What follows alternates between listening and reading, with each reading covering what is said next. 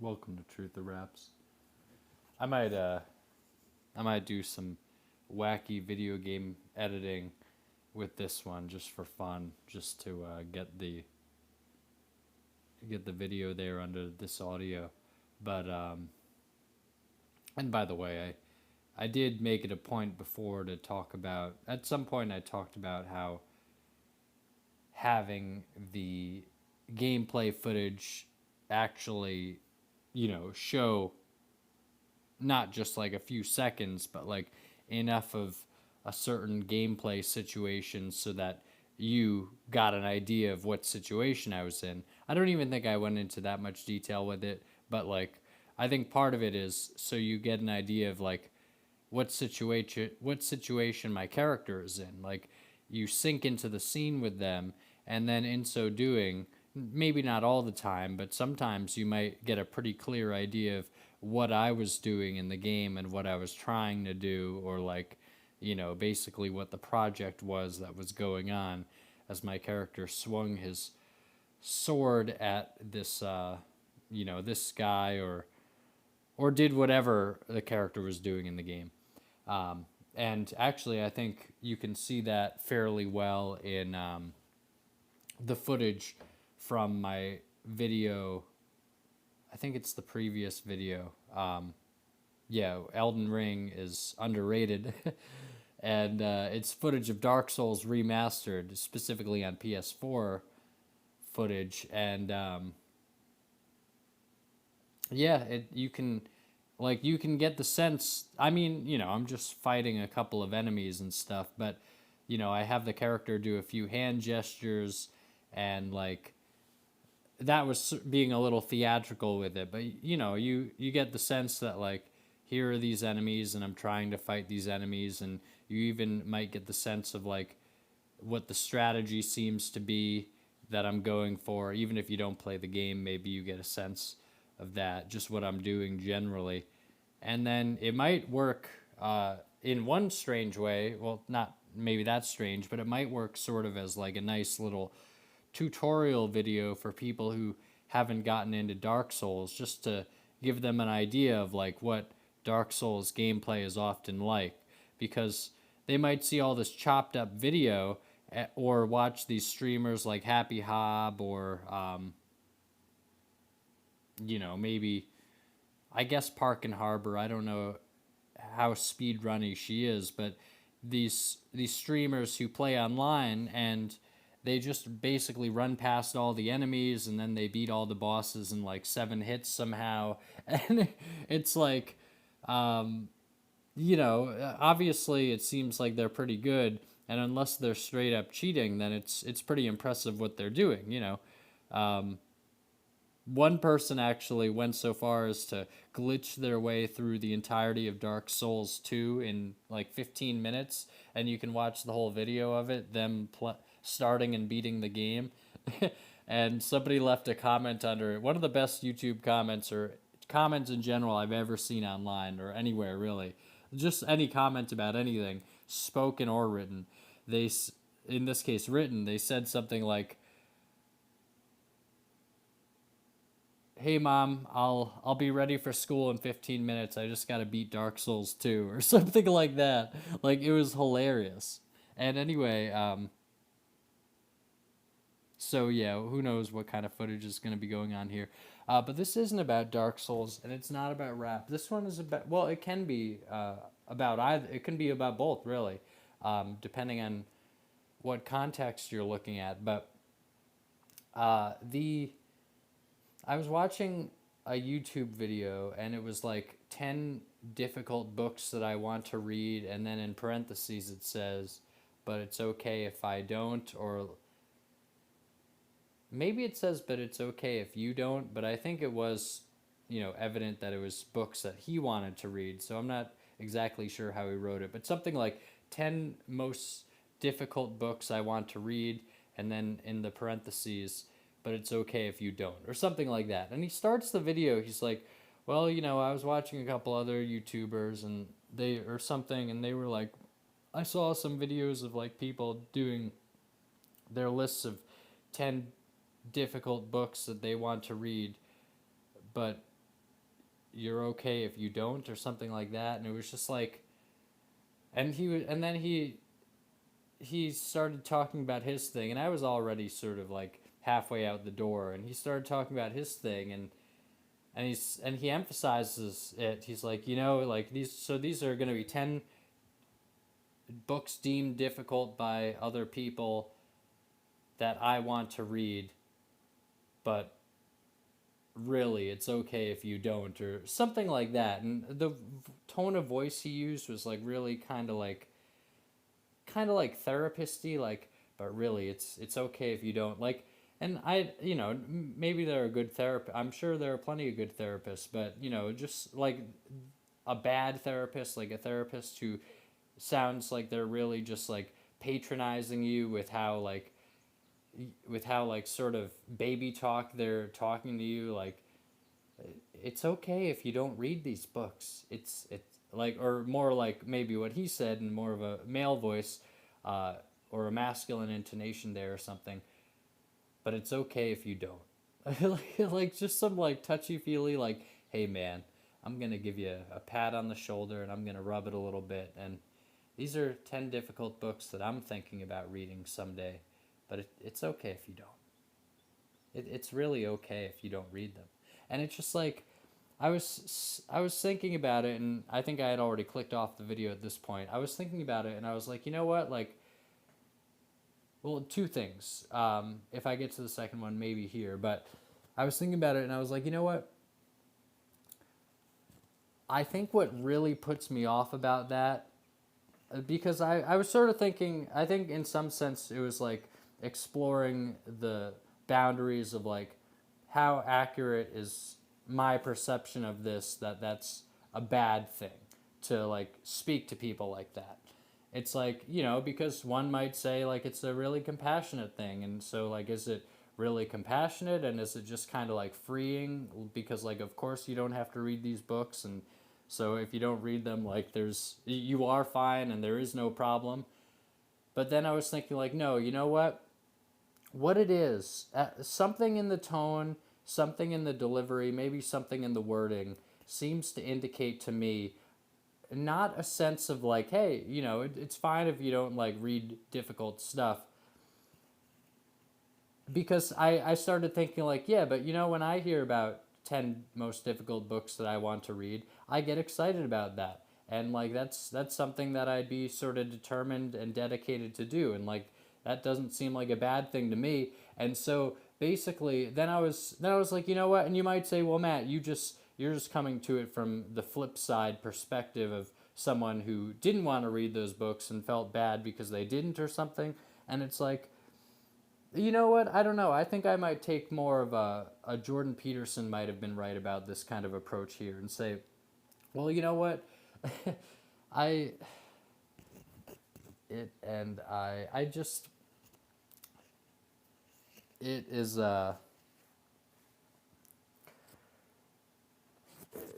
it seems to me that like, basically it seems to me that enthusiasm is precious. It seems to me that encouragement is precious. Like encouragement to do well, enthusiasm about something, like really getting into something. And when you really get into something, at least I find, and maybe I'm just sort of pulling this out because it sort of matches right now, but I think it might be true. When you really get into something, I think it might be something along the lines of like, you naturally sort of gravitate to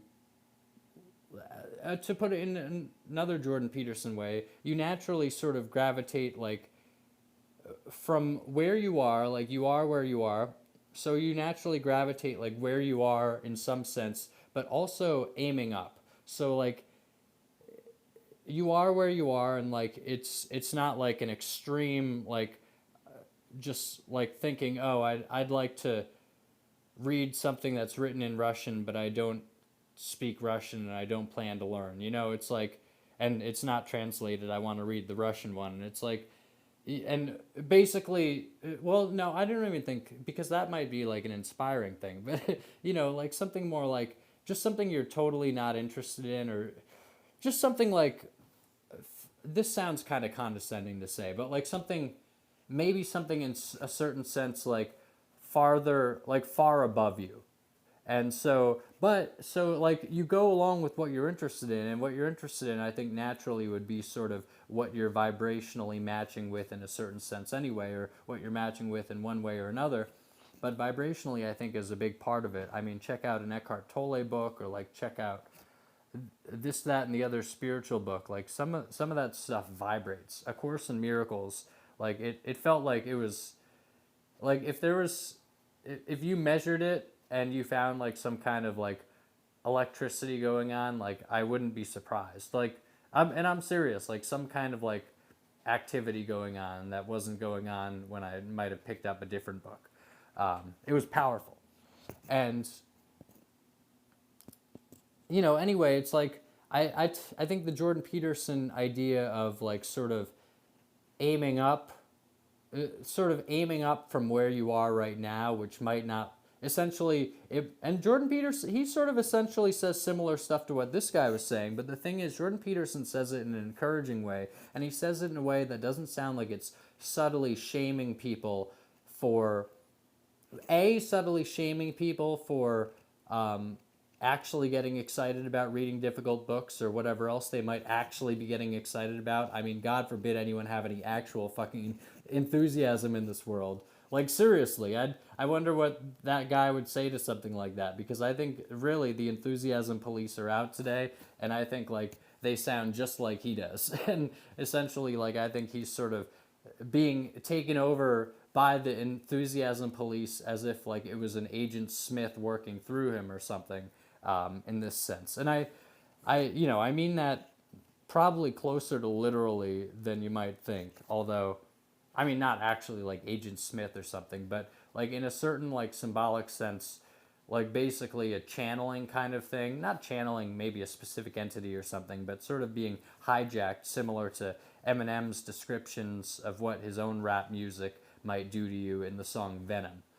And it was just, oh man, I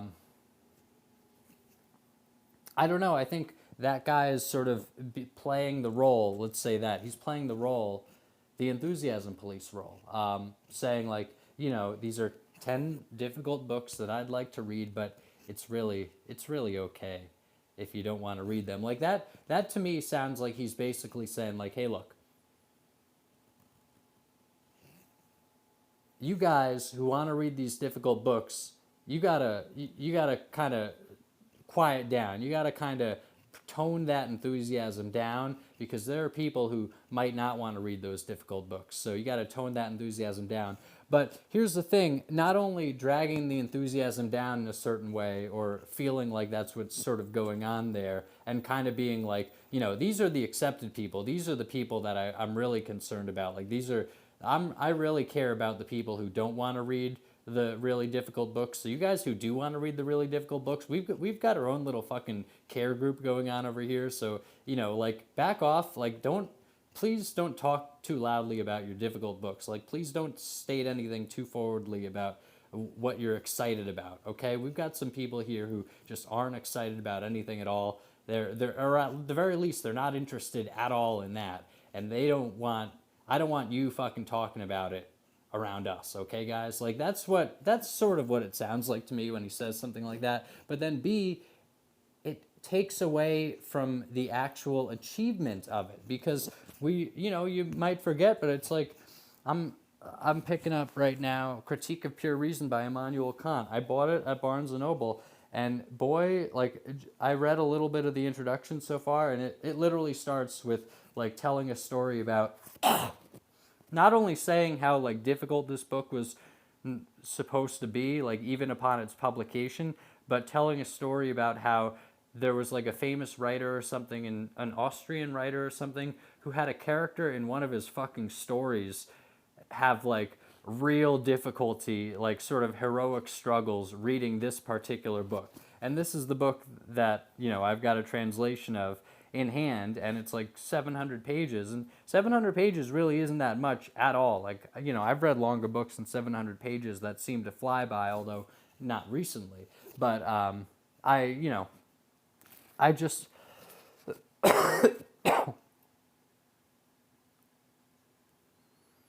INN you know, I just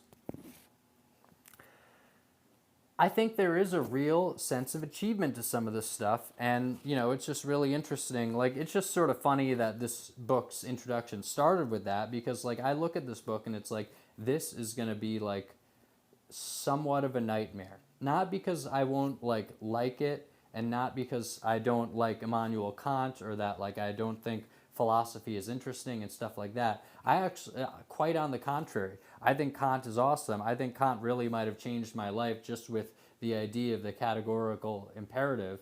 And that was like, 15, 20, maybe. That was one of the things I heard about in school, actually. I think it was in like high school or grammar school, even, possibly in college, because I did take a contemporary ethics course. But that was one of the things. It was one of the things I heard about in school that actually helped me. And overall, I think school is horrible, and it's like a little prison for children. But worse, a work camp for children, like literally like a train you to be a drone camp for children. Was it the I don't know, the something school of like ironically, like this, the something school of philosophy on school teaching children, and the not the Prussian and not the Russian, but like something like that school. Anyway, it sort of trains kids to be drones, and that's what our schooling system is apparently based on. But one of the good things I heard was like a quick summary somewhere of the categorical imperative, and it was like blink if you blink and you miss it. Like I don't know if it was ever asked like as a question on a test. I think it might have been just sort of like literally it might have just been a blurb saying like extra information or something like that on the side of like a textbook page or something. But whatever it was awesome, and so I'm really interested in that, and I love like thinking about stuff, and so philosophy. If it's really good philosophy, like I imagine it could be really great. I remember as a kid like going on like Wikipediaing the word philosophy, because I was like, because I had no idea like what to go to like read philosophy, but I had heard of it and I was like, oh, that sounds cool. Like let's go find some philosophy. And of course like the Wikipedia page just essentially like my eyes must have glazed over, or may have. And anyway, I just it that wasn't a great step forward in researching philosophy for me, but this could be. And but it's going to be a huge slog, and really it will be a pretty big achievement for me personally, and maybe somewhat in general in terms of a reading one, to finish this book. And when people talk like that and say like, oh, you don't have to, no, it's okay, like you don't have to, it's really okay, like it's totally fine, like if you don't want to read difficult books. It's like, on the one hand, of course it's fine, and if you didn't think it was fine not to read difficult books, then I might like ask you some questions, or I might just say like it would. I think it would work out better for you to let go of this idea of like needing to read these difficult books in some fashion. But on the other hand, him so like honing in a fucking video that's about ostensibly, it's, unless he just talks about this for 9 minutes and then gives a list at the end, in a video that's supposed to be specifically about 10 difficult books that he wants to read. Although of course part of the title is "But you don't have to," so I guess maybe it's half about how actually you don't have to read the books. And it's like, but of course you don't have to read the books, going back to the first hand. But on the other hand, the hand that I'm trying to return to now, or I'm returning to here, it is just it's just it is the most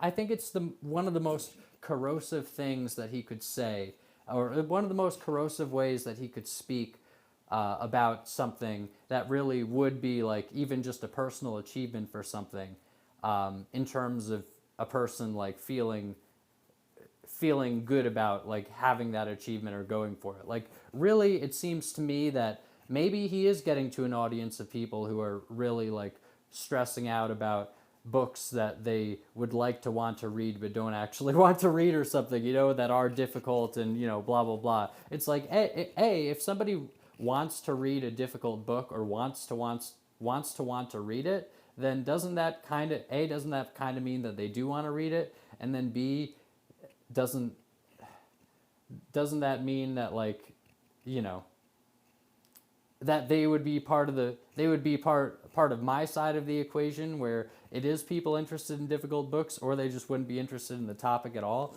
But beyond all this, it is the basic gist that I'm getting to for the second hand of this equation, or the second on the other hand part. It really just pulls away any sense of, like, I mean, you might look at me and rightly say, hey Matt, like, don't let it pull away any sense of achievement that you might have. But it's like, as long as you're sort of buying into it, it's easy for it to just corrode any sense of enthusiasm, but also like corrode any sense of achievement associated with this thing, even just to you. I mean, I guess it would be to you ultimately anyway, if it was corroding a sense of that in your experience. Like, in some sense it would be to you, I suppose. I might mean it, but anyway, it is just it just, in this society where people have trouble even reading, like, probably even reading like a Stephen King book, in this society where I have trouble like getting through a Stephen King book, and I used to eat Stephen King books at least for like a hearty lunch, maybe not for breakfast, but like I didn't read like a whole lot is what I'm saying, but at the same time, like, I got through a book like Underworld by Don DeLillo fairly easily. Like, I got through Moby Dick and was like, oh, like, what was all the fuss about that being like a tough read? Like, I blew through Nausea by Sartre. I had read The Stranger by Camus in high school. Like, I've read a decent amount of things. Like, I read House of Leaves and enjoyed it quite a bit. Like, I read It by Stephen King. I think I read The Shining by Stephen King maybe in one day. Like, I've read some books, and yet, like, it's tough for me today to, like, really, it's been tough for me. And I don't want to say this in a certain way either, because there was some guy who was at the beginning of a different video. I don't even know if it was about books. Maybe it was, but he said something about, like, we all. Oh, you know what? He was advertising fucking Audible. I don't know if it was a book related episode of or channel of a show or what, but he was advertising Audible, and in the advertisement he was like, like, sometimes I know it can be tough to sit down and read these days. And the way he said it, the sense that I got wasn't the sense of, like, oh yeah, like, it's difficult, like, to sort of, like, it's been really difficult for me particularly for a while now to, like, read, like, get through books. Instead, the sense that I got from it was sort of like the sense that I got from my friends, or at least, like, one of my friends I remember towards the end of high school saying, like, yeah, like, I don't have time for video games anymore. It wasn't so much like pointing to a problem and saying, like, isn't that problem bad? Like, isn't it tough that we have trouble getting through books these days? Instead of pointing to the problem and emphasizing that the problem was bad because it was, like, a tough situation to be in, they pointed to it and instead had some sense of, like, pride about not doing it. Like, and it's like, pride doesn't sound like he's proud in that Audible ad saying that it's tough to read a book these days or something. And it's like, but I think he phrased it more like, it's tough to sit down and read a book these days. And when you put sit down and in front of it, and, maybe intonation and stuff might have gone into it too, but I think primarily when you put sit down and in front of it, it gives it a real sense of like, saying, you know what, if you sit down and read a book, you're you're wasting time. You're just sitting down there, you're just sitting down and reading a book. Like, I've got important things to do, you know? I'd love to read books, but these days it's just tough to sit down and read a book. You know what? So I listen to audiobooks while I work.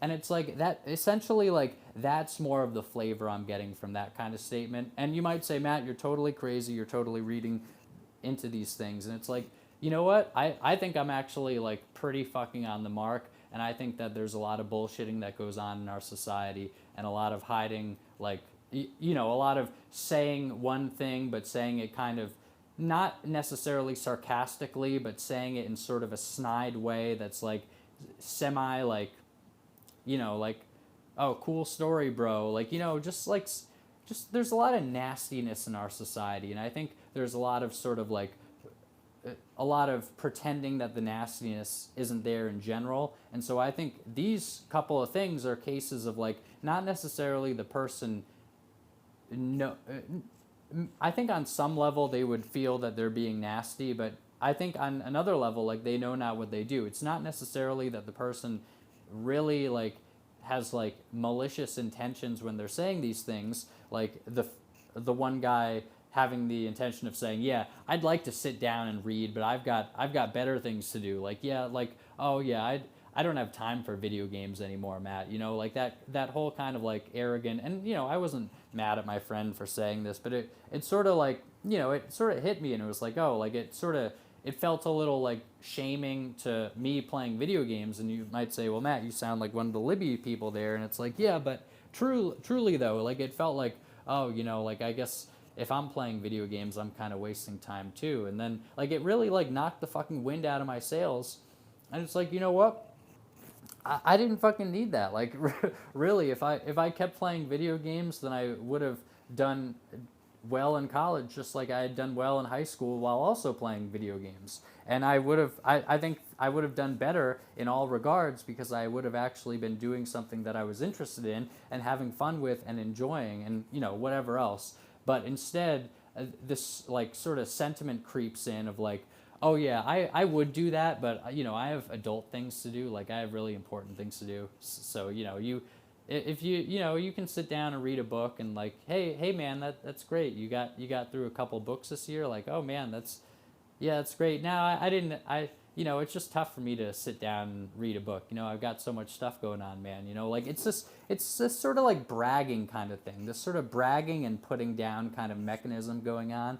And the operation of it, it just, but then the other guy, him saying like, well, you know, like it's really okay, like if you don't, you know, it's really okay if you don't read these books. It really feels like he's pulling any sense of accomplishment out of reading the books. Like it really sort of feels like he's minimizing what people who have read these books may or may not have done, either in a general sense or just personally. Like maybe it was a real struggle for them to get through this book and they got through it, and they're feeling kind of accomplished about that, and it really sort of helped them like feel more confident in their reading and just more confident in general. I mean, you know, when I learned how to play Guitar Hero well, like I truly carried that confidence through the rest of my life. Like learning how to play Guitar Hero, going from like not even do like not going from like I think failing a song on like beginner mode maybe, or like maybe multiple songs, and just being like, how are you guys, like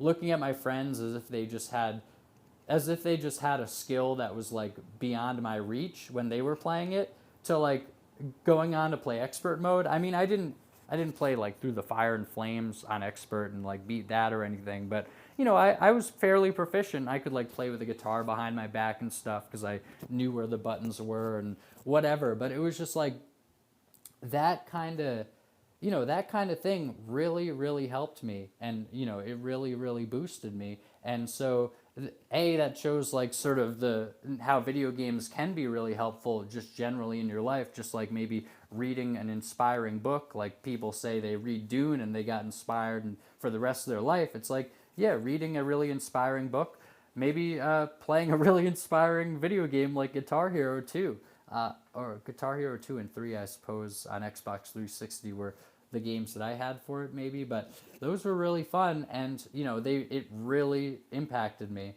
But to get off my little soapbox about video games here, because I'm usually on the soapbox saying, hey guys, like, don't romanticize fucking video games. You're just going around basically shooting people in these like digital environments. It's actually probably actually not good for you in a certain sense. But in, you know, in other senses, it might be fine. And I'm not saying that I don't play like the violent video games sometimes either. You can see videos of me playing Dark Souls and like other games like on my channels. But still, I want to return to this guy sort of like casting like this guy sort of like making it seem like the truly okay thing is like not to want to read these books, and that if you do want to read these books then there is kind of something wrong with you. Like truly that is the sense that you get. Like if you do want to read these books, there's kind of something wrong with you because it's really trivial to read these books. That's what it sounds like he's saying. It's really trivial to read these books. Like you don't have to read them at all, you know, like it's totally okay. And so like those people over there like acting like they're hotshots for reading those books, it's like they kind of got a problem. It's like they've kind of got a problem, and it's like, you know what, they've kind of got a problem. No, I don't think so. I think that they might be like really making big moves in their life, or they might just be like really disciplined and dedicated people, and like maybe there's something worth respecting there, and maybe like getting through a certain book might actually be something worth saying, like, yeah, you know, this really built up my confidence. This really built my confidence up for the rest of my life.